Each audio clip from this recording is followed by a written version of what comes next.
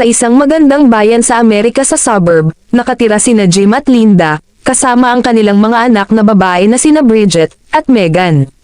Maganda ang buhay nilang magkasama, bagamat kamakailan lang ay naging tense ang mga bagay, dahil palaging nasa labas si Jim sa mga business trip. Isang hapon, tumunog ang telepono at hindi sinagot ni Linda. Ang nag-iiwan ng mensahe ay si Jim, na wala sa ibang biyahe. Sinabi niyang sinadya niya ang sinabi niya sa harap ng mga babae noong nakaraang gabi, at gusto niyang maalala ito ni Linda, ngunit sabi niya, kailangan niyang i-off ang tawag dahil tumatawag pa siya. Hindi naiintindihan ni Linda ang mensahe at tinawag siya pabalik, ngunit nakuha rin niya ang answering machine, at hiniling kay Jim na tawagan siya bago bumalik sa kanyang mga gawain. Kabilang dito ang paglalagay ng ilang sticker sa mga glass window, para maiwasan ang mga aksidente. Makalipas ang ilang sandali, binisita si Linda mula kay Sheriff Riley, na nagdadala ng masamang balita kahapon, namatay si Jim sa isang aksidente sa sasakyan, kasama ang isang truck. Hindi maintindihan ni Linda, dahil ngayon lang niya nakuha ang kanyang mensahe sa makina, ngunit tiniyak ni Riley sa kanya ito ay totoo, na iniwan siya sa isang wasak ngunit manhid na estado. Umiikot si Linda sa paligid ng bahay, bago pumunta sa paaralan upang kunin ang kanyang mga anak na babae. Pagkalipas ng ilang oras, ang nanay ni Linda na si Joanne, ay pumunta sa bahay para tulungan ang kanyang anak na babae sa lahat ng bagay. Nang gabing iyon, nananatili si Joanne sa kwarto ng bisita, ngunit nakatulog si Linda sa sopa na nakakapit sa isang larawan ng kasal. Kinabukasan, nagising si Linda sa kanyang kama, nakasuot ng iba't ibang damit. Ipinapalagay niyang inilipat siya ng kanyang ina, ngunit kapag pinuntahan niya ito para tingnan siya, wala na si Joanne. Nang makarinig siya ng ilang ingay, bumaba si Linda, at laking gulat niya nang makita si Jim na casual na nag-aalmusal gaya ng dati. Medyo awkward ang pakiramdam ni Linda, dahil kung panaginip lang ang lahat, parang totoo, pero halatang mas maganda ito. Pagkatapos ihatid ang mga babae sa paaralan, tiningnan ni Linda ang answering machine, ngunit wala itong anumang mga mensahe. Kapag lumalabas siya sa grocery store, masyado siyang naabala na halos mabangga niya ang isa pang sasakyan. Dumating si Sheriff Riley upang tingnan siya at binigyan siya ng babala, ngunit hindi siya nito nakikilala. Sa tindahan, nakipagkita si Linda kay Annie at tinanong siya kung nakatanggap ba siya ng mensahe mula sa kanya kahapon, ngunit sinabi ni Annie na hindi niya ginawa. Pagkatapos ay umuwi si Linda para patuloy na magtrabaho sa kanyang mga gawain. Nagsimula siya sa paglalaba, at nagulat nang makakita siya ng ilang damit na sigurado niyang nalaban na niya. Pagkatapos, kapag pumunta siya sa hardin upang isabit ang mga damit, hindi sinasadyang natapilok siya sa isang laruan at nahulog siya sa ibabaw ng patay na uwak, na nabalot ng dugo sa kanya. Dahil sa pagkasuklam, nagmadali si Linda na maghugas ng kamay at itapon ang uwak sa basurahan. Mamaya sa hapunan at oras ng pagtulog, hindi mapigilan ni Linda ang pagtitig kay Jim, hindi naniniwalang siya ay totoo. Kinaumagahan, nagising si Linda ng mag-isa sa kama na nakasuot ng kamisete ni Jim. Marami siyang natutuklasang detalye na lalong nagpagulo sa kanya, mayroong isang bote ng alak sa kanyang night table, lahat ng salamin sa paligid ng bahay ay natatakpan ng mga kumot, at may isang bote ng gamot sa lababo sa kusina. Ang masama pa nito, pagbaba niya ng hagdanan, natuklasan niyang si Joanne at Annie ang humahawak sa libing ni Jim. Nagtataka si Linda dahil nanunumpa siyang may mali, at walang nakakaintindi kapag sinabi niyang buhay si Jim, kaya hindi niya pinansin ang pag-aalala ng kanyang mga kaibigan, at hinanap ang kanilang mga anak na babae. Nasa hardin ang mga babae, at nang tingnan sila ni Linda, nabalisa siya nang matuklasan niyang may mga galos ang mukha ni Bridget, bagamat iniisip pa rin ni Megan na siya ang pinakamagandang prinsesa.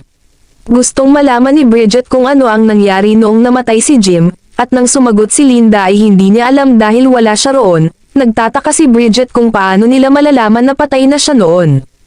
Nang maglaon, pagdating ng bangkay sa sementeryo, hiniling ni Linda na payagan siyang tingnan ang bangkay.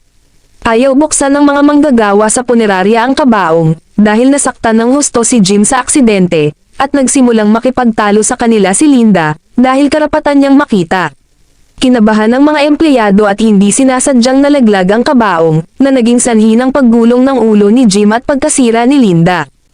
Kapag dinala na ang kabaong sa libingan, sinabi ng pari ang ilang salita, at napansin ni Linda ang isang babae na nanunood ng seremonya mula sa malayo. Hindi niya alam kung sino ito, kaya tinanong siya ni Linda, ngunit sinabi ni Claire, na nag-usap na sila kahapon at umalis sa kanyang sasakyan, walang pakialam sa katotohanang nanunumpa si Linda na hindi pa niya ito nakita sa buhay niya. Kapag umuwi ang pamilya, mas masusing tiningnan ni Linda ang bote ng gamot at nalaman niyang inireseta ito ni Dr. Roth. Hinanap siya ni Linda sa mga dilaw na pahina, at nalaman niyang napunit ang kaukulang pahina, ngunit nang malapit na siyang sumuko, umiwas siya ng tingin at natuklasang nasa basurahan ang nawawalang pahina. Sinusubukang tawagan ni Linda ang opisina ni Roth, ngunit sarado na ito para sa araw na iyon. Sa gabi, nakatanggap ang pamilya ng kakaibang pagbisita. Hindi siya nakikilala ni Linda ngunit ito si Dr. Roth, na narito kasama si Riley upang kunin si Linda. Sa ilalim ng hinalang sinaktan niya si Bridget. Nakiusap si Joanne sa kanyang anak, na ipaliwanag kung paano nakuha ni Bridget ang mga takot na iyon, ngunit hindi maalala ni Joanne at nagsimulang matakot sa akusasyon. Sa pilitang kinuha siya ng grupo ng mga nurse, at dinala siya sa isang ambulansya. Makalipas ang ilang sandali sa ospital, si Linda ay naiwang nakatali sa isang bangko, at narinig niya si Roth na nagsasabi kay Riley na pumunta si Linda sa kanya noong Miyerkules, at alam na niyang mamamatay ang kanyang asawa. Dahil dito, iniisip ni Riley na maaaring hindi aksidente ang pagkamatay ni Jim. Pagkatapos, pinatulog ni Roth si Linda gamit ang isang iniksyon, hindi pinapansin ang kanyang mga pagsusumamo para sa awa. Kinabukasan, muling nagising si Linda sa kanyang bahay. Ang mga ingay mula sa banyo ay nagpapahiwatig ng likod ni Jim, at si Linda ay nagmamadaling kumapit sa kanya sa ilalim ng shower, walang pakialam kung mabasa rin siya. Nang magising ang mga babae, natuklasan ni Linda na wala na ang mga peklat, at tinawag silang dalawa niyang magagandang prinsesa. Makalipas ang ilang sandali, nakaramdam siya ng kakaibang amoy na nagmumula sa basurahan, at natuklasan niyang nandoon pa rin ang patay na uwak, nabubulok na parang lumipas na ang mga linggo. Dahil dito, kinakabahan siya kaya nagmadali siyang pumasok para hanapin ang page na may numero ni Roth, pero nakita niyang buo pa rin ito sa loob ng libro. Makalipas ang ilang sandali, pinuntahan ni Linda si Roth, na hindi siya nakikilala. Sinabi niya sa kanya ang lahat tungkol sa mga pangitain niya, at pagkatapos niyang suriin ang anumang posibleng sakit sa pag-iisip, inireseta ni Roth ang parehong gamot na nakita ni Linda, sa kanyang lababo. Pagkatapos ay pinuntahan niya si Jim sa kanyang opisina, para tanungin siya kung bakit hindi na siya gumugugol ng mas maraming oras sa bahay. Ngunit may dadaluhang pulong si Jim. Sa sandaling iyon, lumalabas si Claire, at ipinakilala ang kanyang sarili kay Linda na parang hindi niya kilala, pagkatapos ay dinala niya si Jim sa pulong. Kapag pinapanood silang magkasama, napagtanto ni Linda na niloloko siya ni Jim. Sa ibang pagkakataon sa bahay, nagpa siya si Linda na itapon ang gamot sa lababo. Biglang bumagyo ang lugar at hiniling ni Linda sa kanyang mga anak na babae, na tulungan siyang dalhin ang mga labahan sa loob. Tumakbo si Bridget nang hindi pinapansin, at tuluyang bumagsak sa salamin na bintana, na nasaktan ang kanyang buong katawan.